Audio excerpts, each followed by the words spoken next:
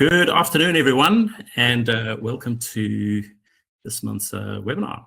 It's going to be an absolute bumper webinar this month. A lot of compliance updates, and along with some regular updates as well. And so, yeah, we're really looking forward to everything we're going to show you today, and thank you for joining us. Of course, if you've got any questions, as the video before mentioned, if you have any questions during the presentation, please drop them into the question box. I suspect there's going to be quite a few questions today, so make sure you get them in early so that we have time to answer them at the end of the presentation. If we don't get to answer your question, we will follow it up by email as well. So don't worry, we will endeavour to get to all of them. Of course, if you've been to any of our previous sessions, you know that we do record all of our sessions, and we will be sending out the video later. And also we run polls. We run regular polls through the webinar. We usually do about 2 or 3 of them. Today is no exception, and we'd love to get your response to those. It's a great way to kind of gauge how people are thinking and the way you're all working. So yeah, please please participate in those. Joining us today is the wonderful Craig Stone, General Manager of Quality and Technical Services. Craig is going to be taking us through a couple of the sort of compliance, new June end of financial year and tax planning stuff. Plus, Rhys is also going to be taking us through our compliance releases. So, welcome, Craig. Welcome, Rhys. Good to have you guys here. So, in terms of what we're going to be going through today, 2 parts. Craig is going to be first, talking around sort of pre-30 June, end of year and tax planning. And then the second part of the webinar, Rhys is going to be taking us through our compliance release. As you can see, there's quite a lot to get through today. So, Craig, welcome back. Fantastic. Thank you very much. I'll just quickly share my screen now, and then we should be able to get into it. So, welcome, everyone. Thanks very much for coming along and sparing the time to have a think about all things pre-June tax and end of financial year. Rhys has got a bumper session, so I'll take up only a few minutes just to run through the contributions and pensions and Div 296 update. This is probably not news to anyone, but I always like to just confirm that in the 2025-26 financial year, our contribution limit is still at the 30,000, even though we've been speaking about this change under the indexation to 32.5. That does not apply until the 1st of July 26. Now, we'll show how that might actually benefit some clients in this financial year in a carry forward contribution strategy. But at this point, that 32.5 applies for next year. So contributions, really important, must be received by the fund before the 30th of June if you want it counted in this financial year. And if it's not on the bank statement for 30 June, it's not counted. So just important to get that done. Try and get it done this week, given that 30 June is early in next week. So good reminder there. The other point that I just wanted to make for non-concessional limits, that's also changing. And this contribution limit applies for anyone that is eligible under a couple of different scenarios, criteria, and it's all about age and all about total super balance. And as I've tried to do with this slide, it's trying to pull together a whole lot of information for the last 15 years or so. 5 or 6 years. And as the total super balance limit has changed, so has the bring forward non-concessional limit change as well. So this is a great slide to bear in mind that over time, depending on which year you're doing, if you're still doing 25 tax returns, or if you're planning for 26, or you're looking forward for 27, then you can use this as a good slide to help you there. So next year, the annual limit up to 130,000 with the bring forwards of 260 or 390. The other contributions, I won't go through this in a huge amount of detail, but it's a good summary slide. If you're thinking about contributions, make sure you look at the history of all funds, not just your SMSF, because contributions for all funds counts towards the limit, and also the total super balance limit is inclusive of all funds, including government funds, industry super funds, retail funds, as well as SMSFs. So issues around bring forward the non-concessional, maybe carry forward for the concessional contribution, and just bearing in mind your total super balance for last year should be under 500,000. There's a couple of age-related things I just have referred there to as well. You are very interested, if you're looking at the downsizer contribution rules at your age of 55 plus. That was 65, reduced to 60, now down to 55. So anyone can contribute over 55 to a downsizer contribution. Bear in mind that once it goes in, you can't get it back out again until at least 60. So just watch that. Concessional contributions can be made up until 67, even though after that you need to satisfy that work test. And then above 75, and then I've got in brackets there, plus 28 days after the end of the month in which you turn 75, you just need to bear that in mind for concessional contributions. After that age, it's just downsizer and super guarantee. So that's really critical for pre-30 June considerations. You could utilise the unallocated contribution reserve account, which is contributions in June, allocated in July. So counting towards next year's contribution cap, but allowed as a tax deduction this year, which could mean that you do 30,000 for this year plus 32,500 for next year in this financial year. So really important just to bear that in mind. So that's contributions. There's a couple of other ones down the bottom there just to round that out. But pensions, we're spending a lot of time with clients now just making sure the pensions are paid before 30 June. So the main message today, get your pensions out before 30 June. Try and get them done this week so that they leave the bank account before the 30th of June. New pensions, you might want to delay if you've got a pension commencement happening, delay till 1st of July to take advantage of the full increase of the indexation up to 2.1. I'll put a mention down the bottom there about TTRs. No tax benefits inside the fund, given that the rule changes from 1 July 17. However, a lot of clients are considering it to withdraw from a larger member balance, and it could recontribute under the lower income earning spouse or lower balance spouse, and that can help with total super balance, transfer balance cap, Division 296, moving assets out of taxable component into tax-free. So a few benefits there. And then the last thing I just wanted to mention as well, the minimum pensions, depending on your age. I've put that note about COVID, but I think this is the last slide I'm going to ever use that because that's now 2 or 3 years down in history. The last one is Division 296. We've seen a lot, heard a lot about Division 296, but it's better than version 1. Version 2 is now law, and we've got the regulations passed recently. Still issues around death benefits, but we'll cover that off in a future session. We're working with the ATO on the approved form. Rhys and I are part of a working group on that. So that was developing last week. So we'll see some announcements about that over the next little while.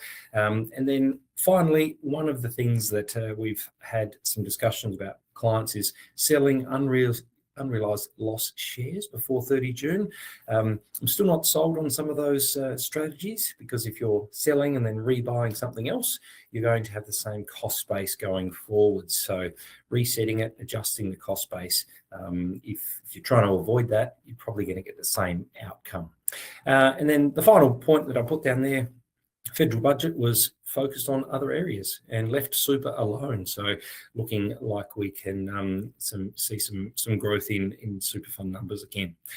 Won't mention about LRBA changes that happened yesterday. We'll cover that off at the next time. So that's a quick update, and I'll hand over to Rhys now, because he's got so much to cover off. Thanks, Rhys. Thank you, Craig. Thank you, Craig. Today I'll walk through the compliance release for SuperMate, and I'll be covering off the Div 296 and how we're helping to identify impacted members and managing cost-based adjustment elections, the SuperStream version 3.0 and the new types for Payday Super, the automated compliance status check we've released, the rates and thresholds, and the adjustments to the forms and reporting. Now, before I get into the webinar, I should give a heads up. I am working, well, my demos will be in the my dev environment, which, you know, I think the saying in showbiz is never work with children and pets. Well, in the SaaS world, never do demos in the dev environment. But this is all unreleased, so I'll put myself at the mercy of the SaaS gods and see how we go. So the first one, Div 296. A key area from this compliance release is going to be our phased rollout process, where we're covering off in 3 phases. And so, as many of you know, the legislation and the reporting regulations have only been recently finalized, and so we ensure we deliver accurate and practical functionality. We're rolling it out over these 3 different phases. The focus area of this release will be identifying potentially impacted members and capturing information for future Div 296 processing. So the key enhancements will be the new site level reporting to identify members approaching or exceeding those key balance thresholds, storing the 30th of June 26 market values for those affected assets, and also supporting the management of that cost base adjustment level. During the 27 financial year, we are going to move into producing the ability to do those cost-based adjustments, the Div 296 fund earning calculation, the reports that's going to support those calculations, and being able to request the Div 296 actuarial certificates. 30th of June 27, that will be when we do the annual return update. So there'll be new fields for the 27 financial year annual return to capture the Div 296 information for the ATO, and then the SuperStream release authority messages. Now, I've put asterisks against phase 2 and 3, just because, you know, the legislation has just been finalised. The dust is settling. Where, you know, still there'll still be debate, and people will be discussing how we need to interpret the legislation. The actuarial certificates, we've been in contact with the actuaries, and, you know, obviously they're still going through trying to figure out whether they do 1 or 2 actuarial certificates, depending on whether ECPI is required, or whether just 1 actuary certificate request could cover both the ECPI and the Div 296 earnings distribution. And then with the 30th June 27, obviously SuperStream release authority messages, I'm assuming we'll have that ready by 30th June 27, but it'll be when the ATO is ready to roll out those message types, and we go through all the different cohort testing. Obviously, SuperStream release authorities messages won't be sent from 1st of July 27, so the ATO might be aiming to introduce the release authority messages later on. With phase 1, the first one I'm going to cover is the site overview card. We're bringing a new card that we're calling it the Div 296 member exposure, where we will outline members that are in the different thresholds. So above 10 mil for the very large super balance threshold, between 3 and 10. So obviously you can see who will be impacted. Between 2 and 3, where these members are coming up to that threshold. You know, in a couple of years, they might go above the threshold or the index threshold of that in the future years. And then the 1 and 2 mil, where, you know, based on their age or what they hold, these members you might want to, you know, identify and have early discussions with about the Div 296 impacts. The count here is based on the current balance or prior year balance, so whichever one is higher. And when I get into the member balance screen, I'll talk further about why we do the higher of each.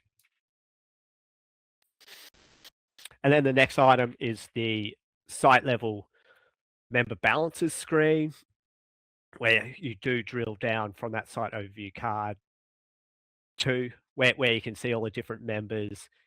You can drill down on all the the individual levels and based on balances and ranges. And so normally that grid that will populate the fund, the members. You'll be able to sort them based on the current balances or the prior year's super balance. Drill down on the different ranges, and also in the fund list, that's where you could filter it based on all funds, or maybe if you have a filter set up, so show me all the members that belong to this advisor or this CSM or this accountant. The current balance that will be calculated, as you can read on screen, based on the member's proportion net asset value. It's not going to take into consideration tax because we're waiting for those figures need to be finalized with the end of year close, and it also excludes external fund balances. The prior TSB, that is going to include external super balances. So as you're probably aware, in SuperMate, you can, on a member, you can record external super balances on a member. So if I jump in here and go to the going concern super fund, go into the contribution screen. This is where you could enter in the prior year super balance for a fund. So I can enter in the 2025 one. And obviously the reason why you can select or filter between the current balance or the prior year TSB is because for the current year, you probably don't have the external super fund balances, so there's no point in including it in the current balance. We also have a incomplete badge, which does appear in the prior year TSB column. And that'll appear if in prior years you have entered a external super fund balance,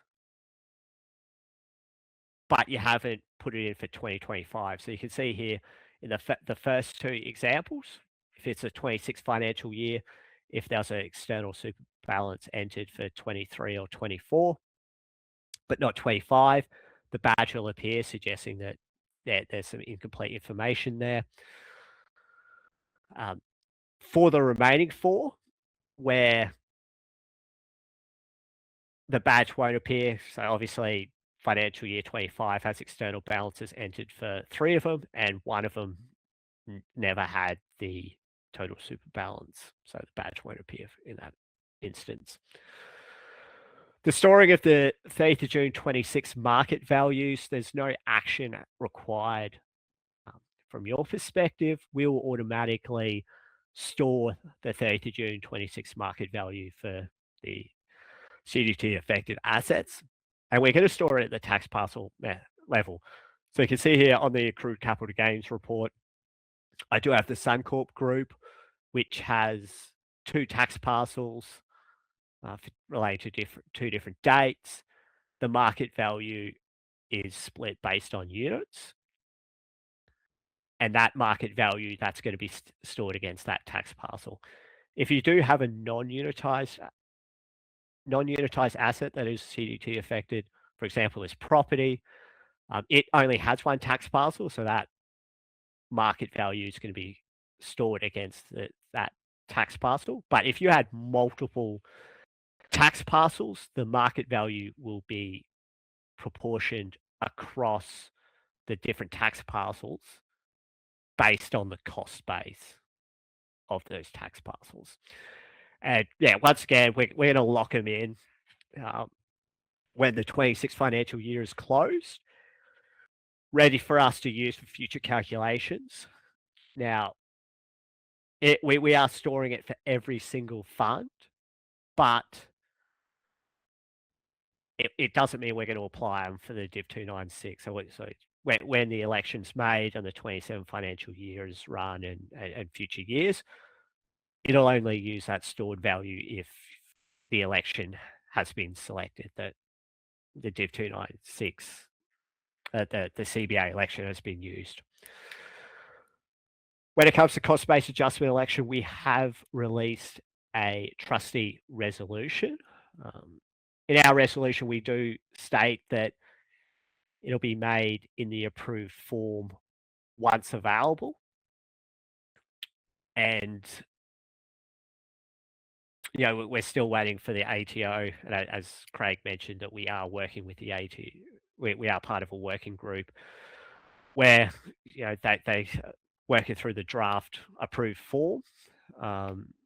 This one you can generate and get and utilize.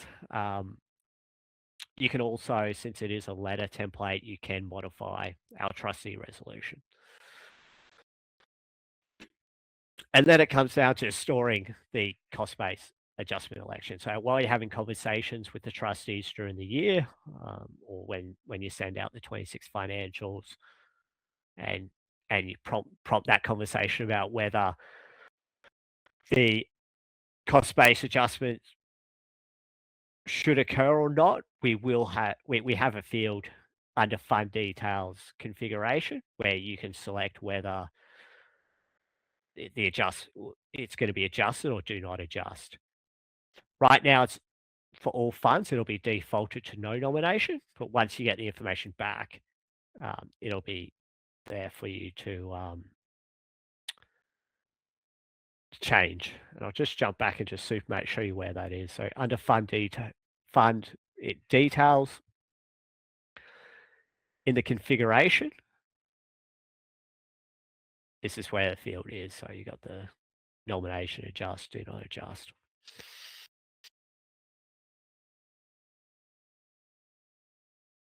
Yep. So in summary, that's the items that we've covered. What's just before is what we're going to be releasing as part of this weekend's compliance release. Then, as more details come out, we're going to move through the future phases. Next item, SuperStream. With the SuperStream changes that occur to support Payday Super, the first one is the new payment platform where it enables employers to immediately transfer super contributions basically by pay ID, and all super funds need to be able to accept contributions via MPP, but obviously employers don't need to pay those contributions. So if employers are doing employer contributions by EFT or BPay, they can continue doing that, but the new payment platform's coming out, and we've made some changes to accommodate that. There's a better error handling where there are new rejection reasons for contributions and rollovers, and additional information for those error codes to help solve. If you receive an error, there's more information just to help figure out what to do to rectify the situation. And then there's the MIG3, the SuperStream V3 changes, where they're introducing the two new message types, member verification request, and then the response from the super fund. I'll go into it in further detail later on, but basically we've come up with a way to auto respond if we can, and then a new screen to either manually accept or reject MVRs, and an email notification to assist. So we've got some features coming that they'll be showing off that will help with help with the SuperStream V3. These are the 5 new rejection reasons for rollovers. If you've got a SuperStream rollover message, you'll be able to have access to these rejection reasons. Contributions, we've introduced 4 more. Well, the ATO's introduced 4 more. We've made them available in SuperMate.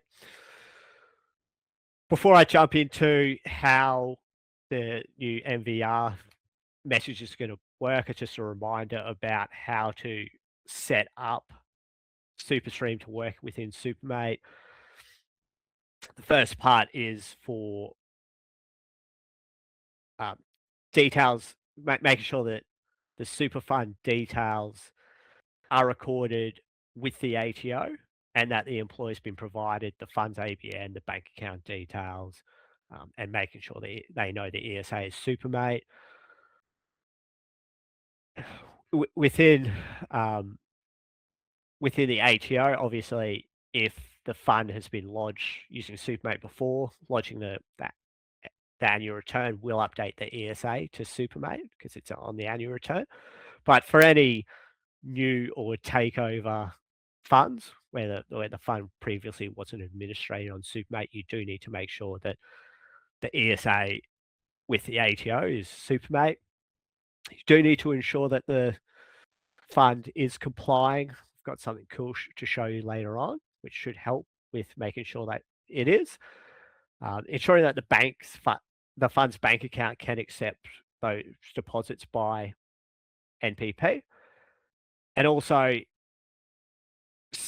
nominating Super Concepts as your hosted SBR software provider and recording the email addresses for the SuperStream notification. So making sure that you are receiving SuperStream email notifications, and this has become more important with MVRs where you have that 24-hour turnaround to respond to respond to those MVRs coming in if they fail. So jumping into SuperMate, if you go to SuperStream settings, this is where you'll be able to find your SBR software ID. You'll also be able to enter email addresses in here for the recipients of the SuperStream message emails. You can enter multiple emails in here, just separate them with a semicolon. There's also an option here about whether you want to review step in for any SuperStream messages. Where some people do turn it to yes, is if you have people actioning messages, but then a team leader or a manager is going to review, make sure that they're correct. That'll be yes, so that the messages get actioned and then someone goes in and says, yep, I'll approve them. If you set to no, whenever those messages get actioned, they'll be set up to be sent straight away.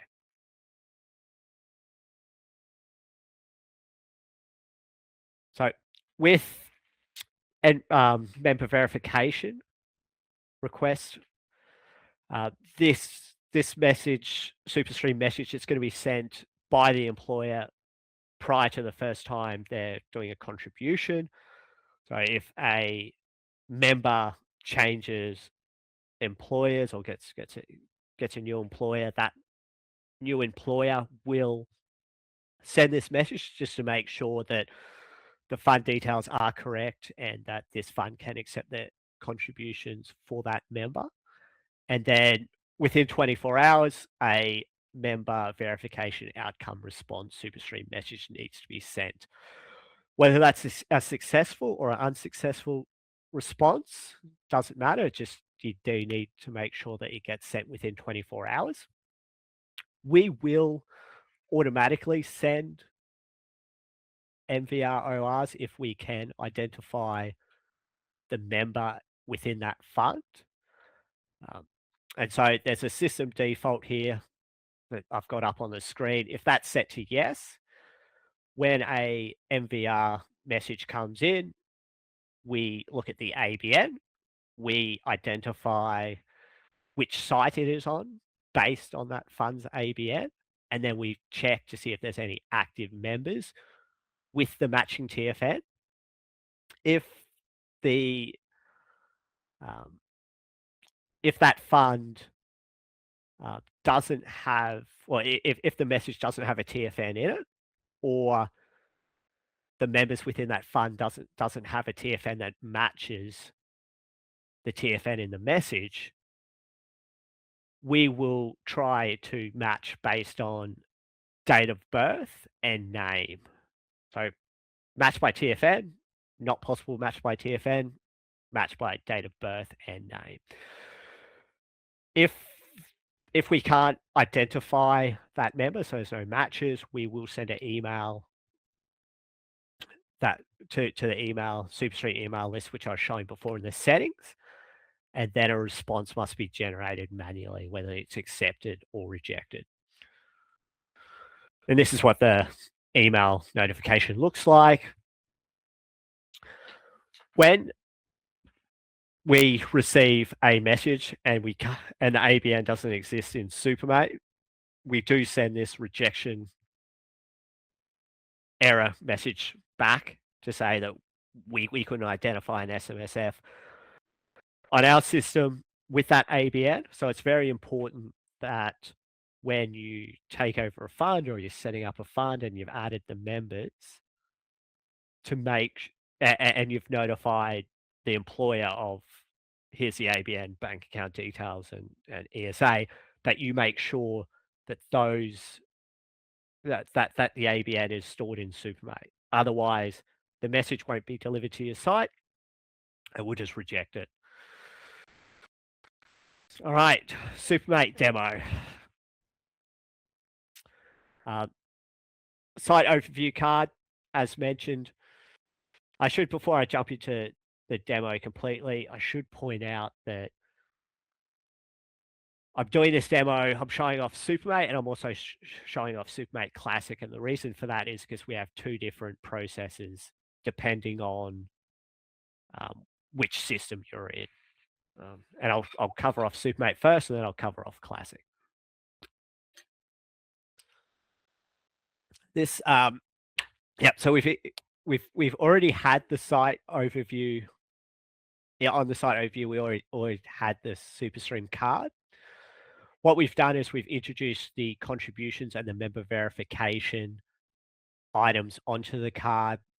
So you'll be able to see how many outstanding member verification and contribution messages. You can see here, I've absolutely thousands. And it's obviously the dev site, but this was a live site. The goal would be to make sure that that number gets as close to zero as possible, as quickly as possible, because as mentioned before, those member verification messages do need to respond to within 24 hours. And then the release authorities and the rollovers do need to be responded to within 3 business days.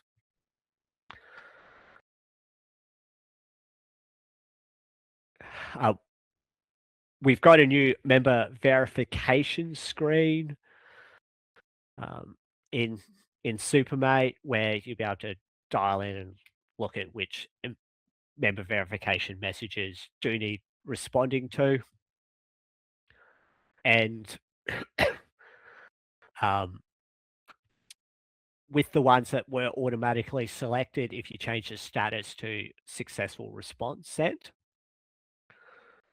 if we've automatically accepted them, you'll see system generated badge against the message. You can see here that Katrina manually accepted the top 4.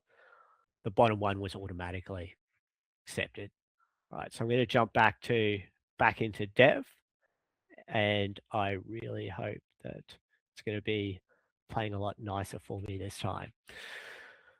So if I jump into the member verification screen, I'll just search all funds and ones that require actioning. You can see here I've got 14 records here. This is the date that the message came in. So you can see I've already got multiple that are overdue. If I select retry, I can accept this one. The reason why this one could have been manually in here to be manually accepted but not show an error is because when it first came in, there could have been an error stopping an automatic response. I've gone in and I've fixed it. So now, for example, this one, that in the message, the tax file number wasn't provided, and say possibly maybe the date of birth or the member's name wasn't completely accurate, so it couldn't match based on member name and date of birth. I've gone in to the member, I've updated the member's name to match the SuperStream message, or I've updated the date of birth to match the SuperStream message, and now I can accept it. So I should point out that the details in this screen is what came through on the SuperStream message, not what's in SuperMate. And so now that it all matches, I don't have any errors, so I can select accept. Whereas with this one, TFN was provided. This member's TFN is different. So the resolution here would be to go into that member, check the TFN that's been put in for that member, contact the member to see if the TFN within SuperMate is correct. And if it is, then contacting, checking the other details, but also asking them to check with the employer if they're sending the correct TFN in. And it's as interesting as it may seem, or unusual as it may seem, we do see cases where contribution messages have been coming in and they don't automatically create the transactions in SuperMate because the contribution, the TFN on the contribution message was for someone else, and it was the employers that had the incorrect TFN details. If this message wasn't for this fund, or the member isn't part of the fund, can select reject, and then here's all the different rejection reasons here. So yeah, member not found, or super funds no longer a member of the specified super fund. Yeah, different rejection reasons.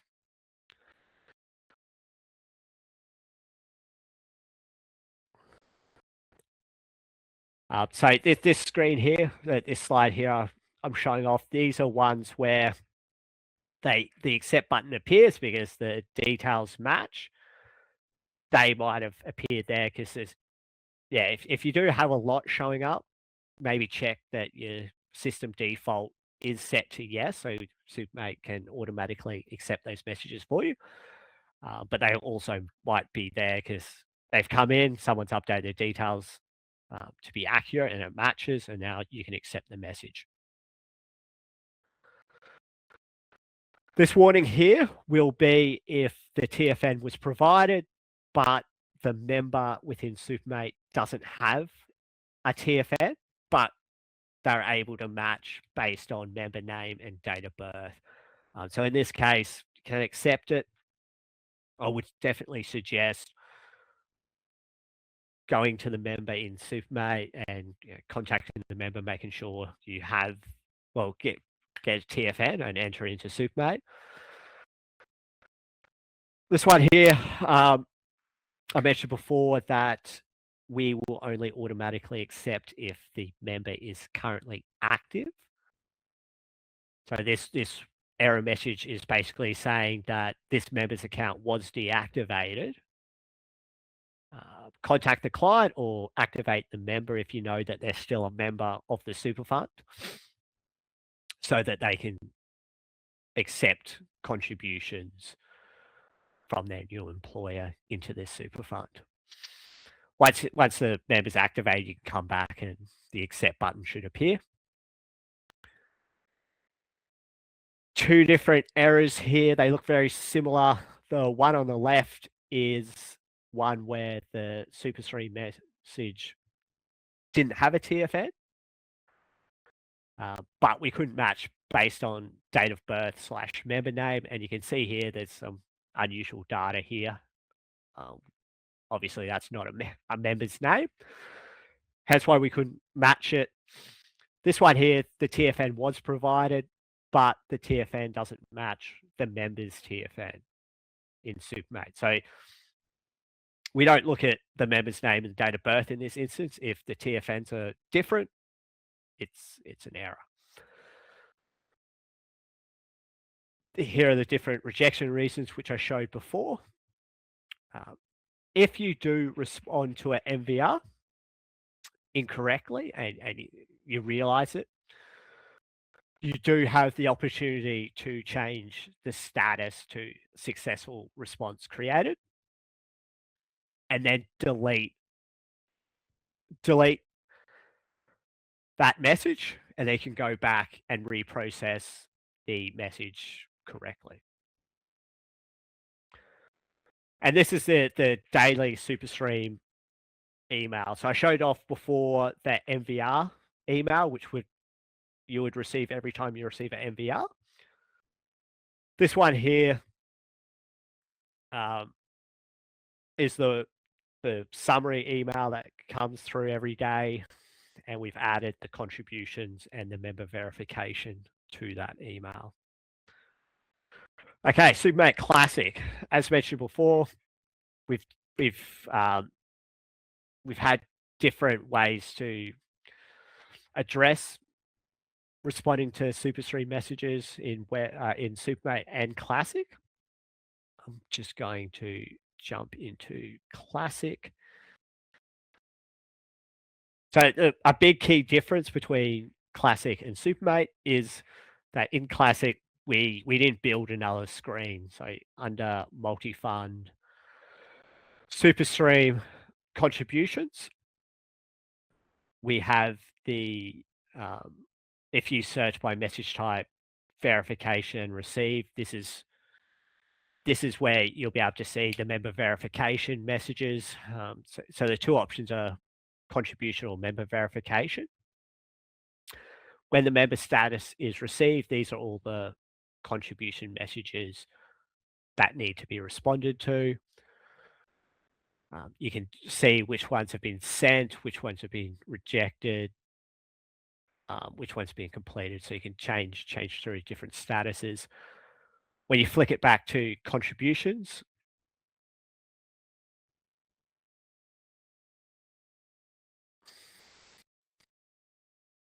might just clear that.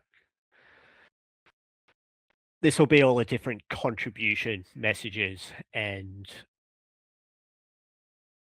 when I tick it, I can go accept, reject, choose the different rejection reasons for that contribution message. For MVRs,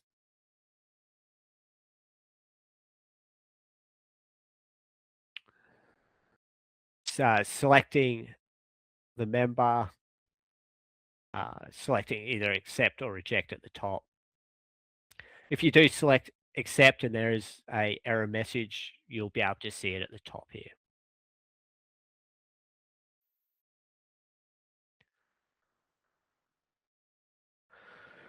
Okay, that's SuperStream. The next item is the fund compliance check. We've put out a new feature where we can automatically check the compliance status of super funds.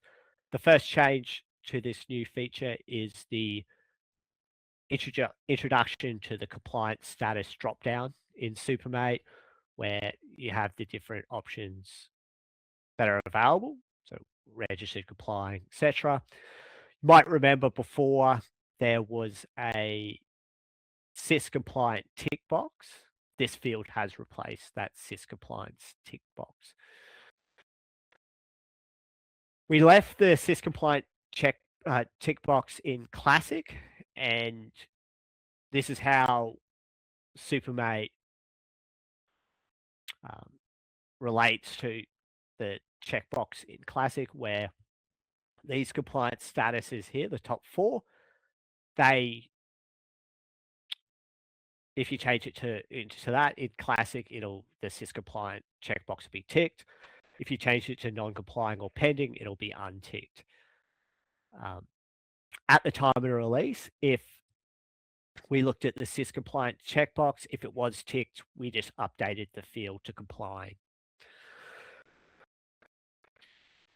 Then the second part of it is that we've created a couple of workflow improvements where we have a automated process in the workflow where it will look up it'll do a super fund lookup, ask for the compliance status.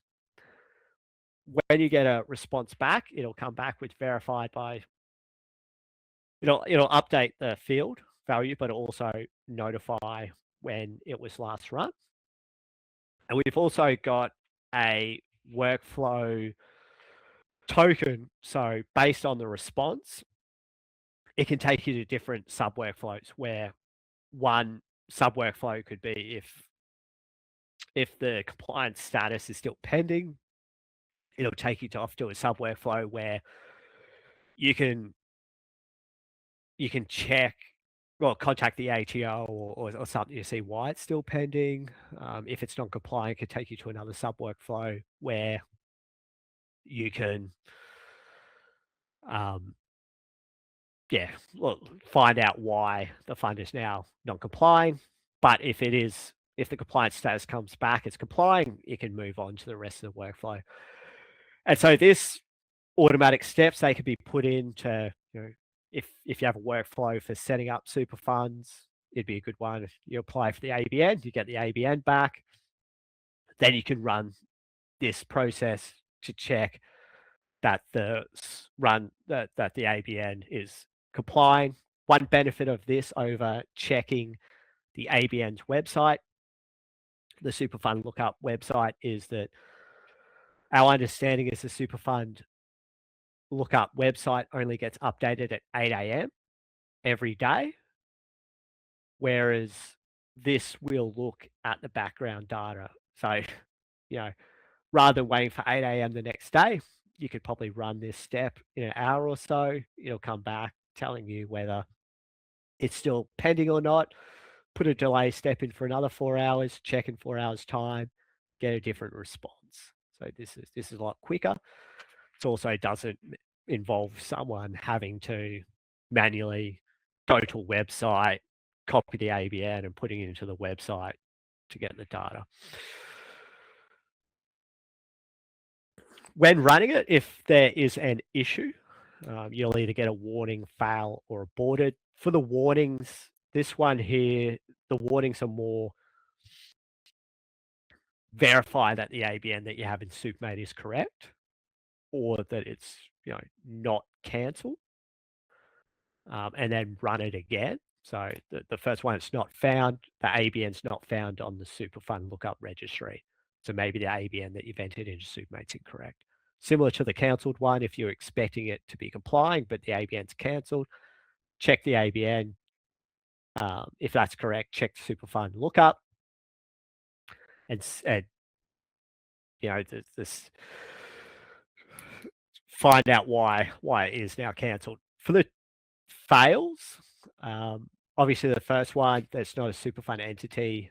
That's probably check the ABN is correct once again, because if you're putting into a Superfund, you'd expect that ABN to be a Superfund's ABN. Obviously, the other two fails where the GUID was not found or not registered, that's when you contact support. And then if it's aborted, it's because the ABN is either not entered into SuperMate or it's invalid. When it does fail, you do get a workflow task comment with that warning or that error message. The step does tell you whether it was a warning or an error, and what to do. Now, jumping into SuperMate.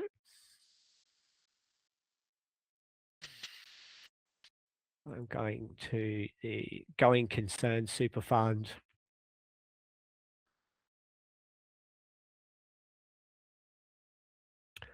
Fund details, that's obviously where the ABN is. If I select configuration, this is where the compliance status is. Obviously, this is a fake ABN. And if I go to my workflows, and in this workflow screen, I will trigger the workflow to run, and you'll be able to see that the workflow process steps will automatically run the process and provide a result. SuperMate.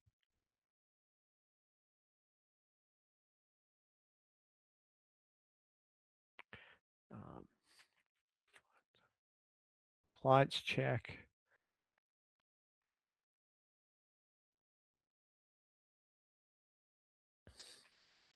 And you can see here, it quickly ran. That's how fast it is. If I look at the task comments, it tells me that the ABN's not found. It wasn't found in the super fund lookup registry. Obviously, it's a fake ABN. And for me to verify the ABN and try again. But if the error persists, contact SuperMate support. And if I go back to the step which actually ran the process, you can see here I've got the warning.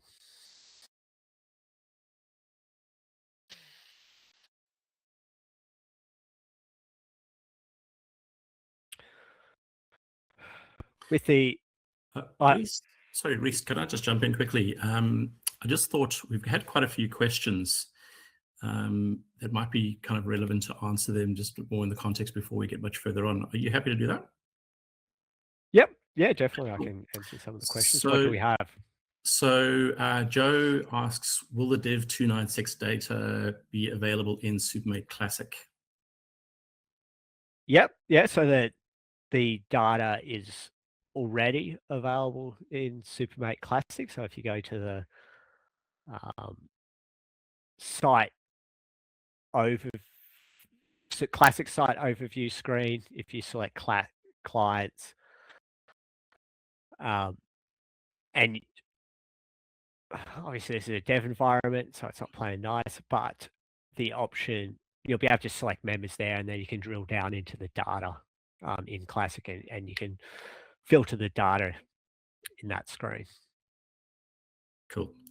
And then Susie asks, in Classic, she can't see the message type as member verification, only member registration. Is there something that needs to change in the settings, or is this only going to be available from 1st of July? Yeah, that's correct. So we're releasing that option on the weekend as part of the 26 compliance release. All right, cool. Chan asks, does the compliance status get updated from lookup, or is it manually maintained in SuperMate? Yep. So with the process step that I ran, it will automatically update the field for you. Excellent. And then a kind of a follow-up. Is there a way to run the fund lookup workflow on all active funds? Yep. Yeah, there definitely is. So if you set up the workflow, there is a way to bulk trigger it. So it runs across every fund on your site. In a previous webinar, I showed off where not this one, but I create a I was showing off where I had a workflow that checked the pension minimums and then create an automatic query to notify the trustees that pension minimums have not been met yet. And I was able just to trigger that, and it ran across every single fund on the site. So similar concept with this one, create the workflow and you can trigger it to run on every fund. Brilliant. That's all for now. Folks, keep your questions coming in, and we'll probably get to the rest of them at the end of Rhys's presentation. Thanks, Rhys. No worries, Eugene. I am not far from the end of the presentation. So rates and thresholds, I won't go into too much detail because Craig did a great job of covering them, but these are the ones that apply from 1st July 26. With the flow-on impacts to the different areas, we've updated the screens, the reports, and compliance checks, so the automatic compliance checks under the fund health or the doors. We've implemented all those rates and thresholds to be updated in this weekend's compliance release. Also, the PAYG tax tables, we've got the new rates coming in. Exploration credits, so as you're probably aware, the exploration credits is no longer available from after 26 financial year. We've made the field read only from the 26 financial year onwards. If someone has accidentally put the data in to that field and we've made it read only, we are doing a data fix this weekend to clear the exploration credits field from 26 financial year onwards, because obviously it shouldn't be there.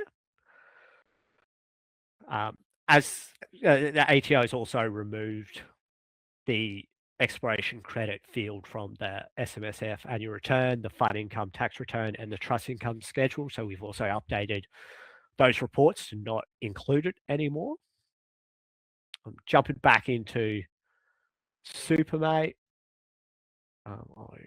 Just for if people are unaware of where you can enter tax credits, I go to the asset overview, select the investment, go to tax offsets. This is where you enter the tax offsets based on the financial year. This one, I've got the 25 financial year, I can enter it. And then for Bright Wealth Super Fund,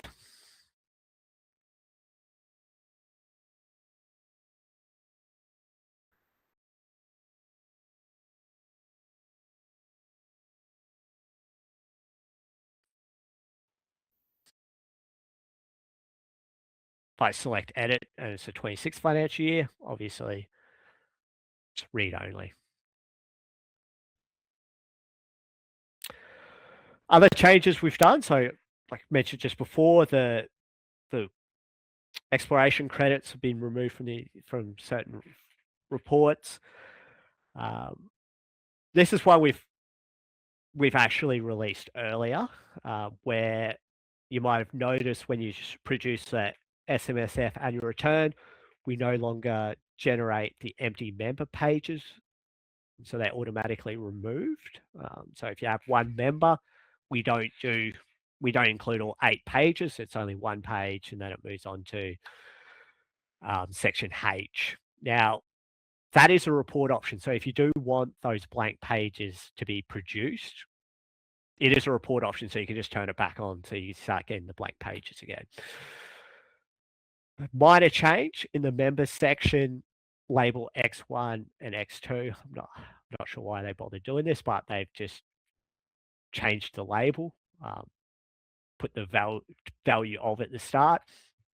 And then for our SAF clients, the fund income tax return, other information, there's a new question, reportable tax position. So quite minor changes this year for the forms and schedules. All these will be available for the 26 financial year after this weekend's release. And yeah, that is the SuperMate compliance release. Just a reminder, knocked off the Div 296, SuperStream changes, fund compliance checks, and over to you, Eugene. Fantastic. Thank you, Rhys. Let me just make sure I'm going to the right screen. Right, excellent. Just to make sure you can all see. Yep, you can all see my screen. Yep. Before we get to the next poll, there's just one more question that came through from Emily. She asks, with the delays in getting appointed tax agent due to the new method, what will happen with MVR? It's a good question. I assume because we identify the message coming in based on ABN and the member TFN details, and I'm pretty sure we don't look at who the tax agent is. So just as long as the details are correct with the ATO, and the details are correct in SuperMate, it should do a successful message. But I can double check and get back to you on that one. Thank you. Thank you everyone for the questions, and thanks, Rhys. I have to admire your braveness for demoing in a test environment. It takes some guts, mate. I note that some of our competitors only used screenshots. So there you go. SuperMate, home of the brave. All right, excellent. Just a reminder, if you are using SuperMate and you need help, you can get help just by clicking on the little question mark icon at the top of the right of the screen and just selecting the help portal, and that'll take you through to the help section. It is really nice and detailed. There's lots of and it's updated regularly as well. If you're not using SuperMate Web, hopefully you've seen some good advantages of that. Time to get on board. Of course, we also do offer on-demand learning, and which combined with CPD points and accreditation. Really recommend that you take a look at that. And those education services are provided by the illustrious Craig Stone, who you saw today. I think we've got ahead all the questions. Let me just check if there's any others. While you're checking, Eugene, I did get confirmation about the tax agent. It's correct. We don't check the tax agent for MVRs, but just make sure the ABN is in SuperMate. Right, brilliant. Thanks, Rhys. There haven't been any other questions, so I think we'll call it quits there. Roughly 7 minutes over time. Thank you, everyone, for attending today. We hope that you found it useful. It was a bit of a bumper edition. Thanks, Rhys, and thanks, Craig. Good content there. Have a good rest of the week, everyone, and we will see you at next month's webinar. Thank you. Thanks, guys. See ya. Bye.